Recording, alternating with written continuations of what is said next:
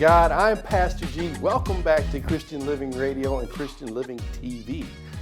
Hey, we've been talking about abiding, right? And we've been in the book of John, and we've talked about his father being the gardener and does the pruning.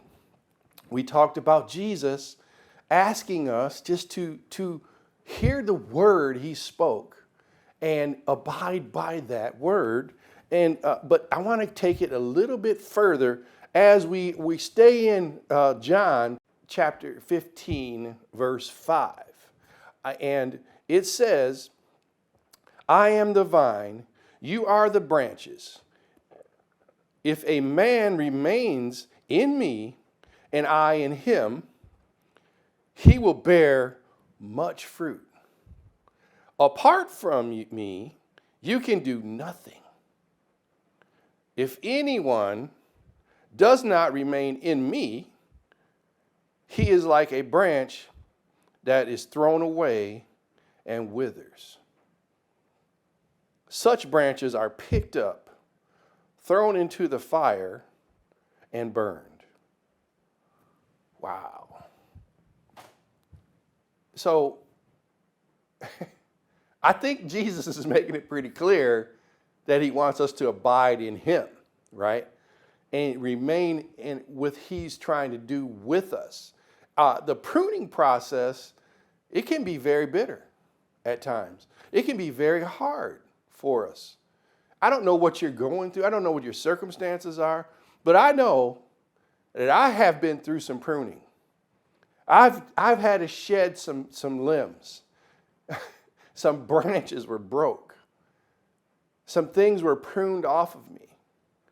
But at that time, I may not have understood everything that God is talking about or everything he was trying to do at that time, right? But now as I look at it, the fruit from those pruning and that clearing, right? Instead of those branches, me not abiding in God, right? And just staying and holding fast onto his word, by me doing so, God has added increase to my life. God has placed new people in my wife and our lives, right? And he has placed us on different ground that's even more stable than the ground we were surrounded with before. But hallelujah and glory to be to God for the ground that we had. And see, sometimes change is uncomfortable. And you don't want to change. You resist change at all costs. And sometimes God is trying to prune you from your current situation and give you something new and greater. And sometimes we just fight that thing tooth and nail. But sometimes you got to let go and just let God. Let go and let God. And then he will increase you with abundant fruit. We're talking about abiding. And the challenge was, a couple days ago, the challenge word is just in your quiet time. And I mean, get quiet. Because it says that God speaks in a still, soft voice. So sometimes if we don't get quiet or get still, and we just keep letting life get the best of us, we miss out on the word God is sharing with us. I don't want you to miss out, people. So just get quiet, get still. Find that closet, your prayer closet. Find it and go there.